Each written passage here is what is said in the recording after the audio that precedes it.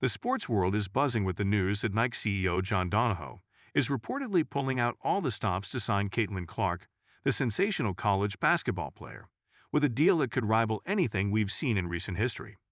Caitlin Clark has been a standout figure in women's college basketball, dominating the court and racking up accolades left and right. Her shooting range has drawn comparisons to NBA stars, and her intense on-court demeanor, complete with fiery celebrations, has captured the attention of basketball fans everywhere. Now, with her star rising ever higher, Nike is going after her with a massive offer. But here's the catch: they're playing catch-up. But before we proceed further, don't forget to smash that like button and subscribe. Caitlin Clark recently inked a partnership deal with Adidas, a move that seems to have sent shockwaves through Nike's executive team. While Adidas has been gaining ground in sports apparel, Nike's dominance in basketball, especially at the collegiate level, has long been considered untouchable. So the news that Clark, a once-in-a-generation talent, chose Adidas over the swoosh logo was a clear gut punch. And now Nike, led by Donahoe, is scrambling to win her back with a grand offer that's making headlines. The timing of Nike's sudden interest in Clark is intriguing. Just as Adidas was proudly announcing its partnership with the young star, Nike came in swinging, almost begging her to reconsider. It's not every day that you see one of the most powerful brands in sports marketing taking such a public and almost desperate approach to win over an athlete. But then again, Clark isn't just any athlete. She's become a cultural figure, transcending the game with her electrifying play style and no-nonsense attitude. Nike's desperation is also evident in how they've rolled out the red carpet for her. It's not just about money, though there's plenty of that involved. It's about making Clark the centerpiece of a marketing campaign that's nothing short of monumental.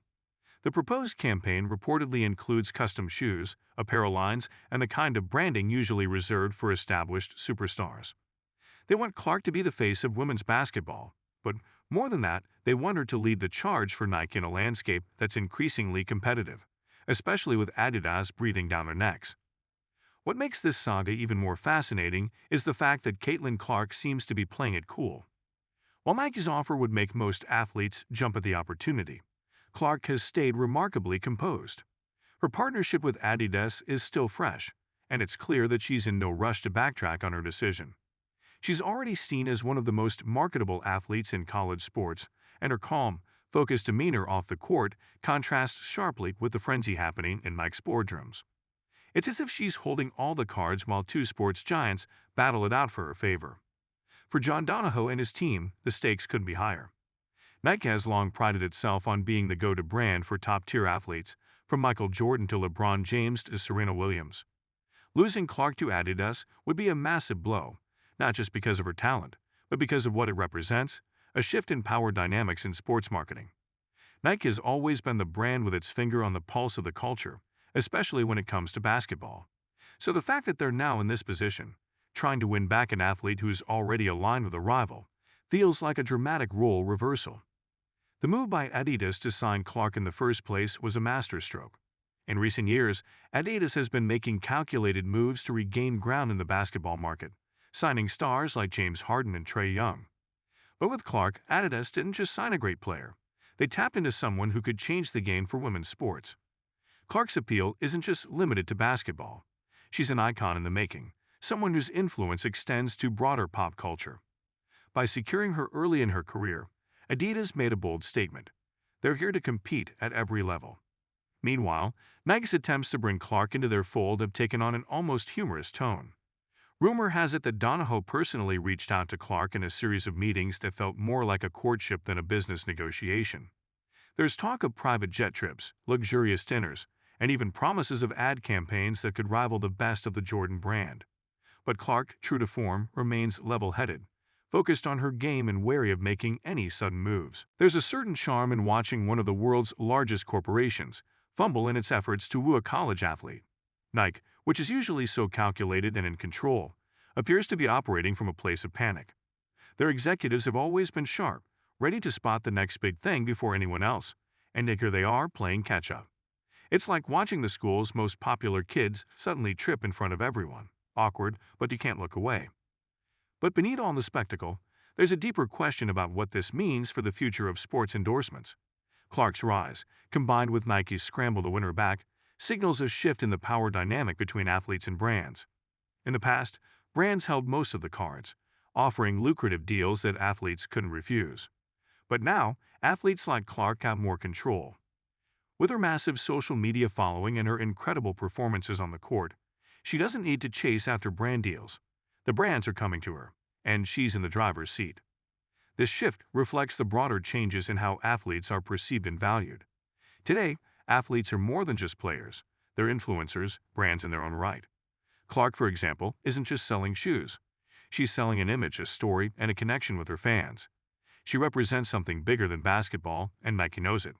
That's why they're so eager to get her on board. But it's also why Clark can afford to take her time and weigh her options. She's no longer just an athlete signing a deal. She's a brand deciding which partnership aligns with her future. For Nike, this is more than just a missed opportunity. It's a wake-up call. In an era where athletes have more power and influence than ever before, brands need to rethink their strategies. It's no longer enough to throw money at a player and expect them to fall in line. Athletes want creative control, input on how they're marketed, and a partnership that feels authentic. And Clark, with her calm demeanor and sharp business acumen, is setting the standard for what athletes can demand from these deals. Adidas, for its part, seems to have understood this shift. Their approach to Clark wasn't just about getting her to sign on the dotted line. It was about building a relationship. They recognized her value early on and moved quickly to secure her, offering her the kind of creative freedom and visibility that Nike is now trying to match. It's a smart play, and it positions Adidas as a serious contender in the basketball space, especially as women's sports continue to grow in popularity and profitability. The back and forth between Nike and Adidas over Caitlin Clark isn't just about one athlete. It's a microcosm of the larger battle for supremacy in sports marketing. For years, Nike has been the dominant player, but Adidas has been making steady gains.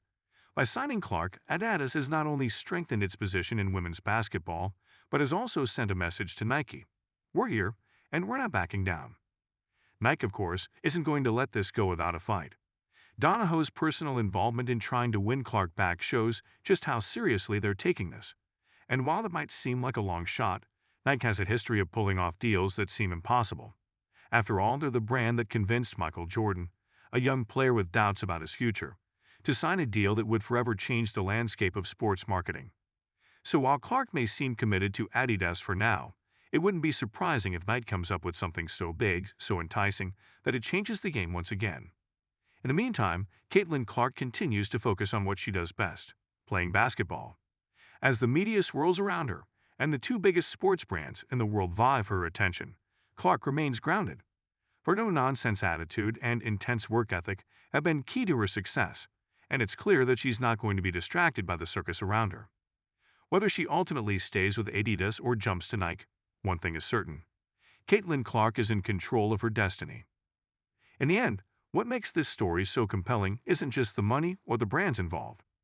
It's the fact that we're witnessing a shift in how athletes, especially women, are valued and pursued. Caitlin Clark is more than just a basketball player. She's a trailblazer, setting a new standard for what athletes can achieve off the court. And whether Nike succeeds in winning her back or Adidas holds onto their rising star, one thing is clear: Caitlin Clark is rewriting the rules of the game. Don't forget to hit that like button and subscribe to our channel for more engaging content. We thrive on your feedback, so be sure to leave your thoughts in the comments section below. Until next time, keep discovering and stay tuned.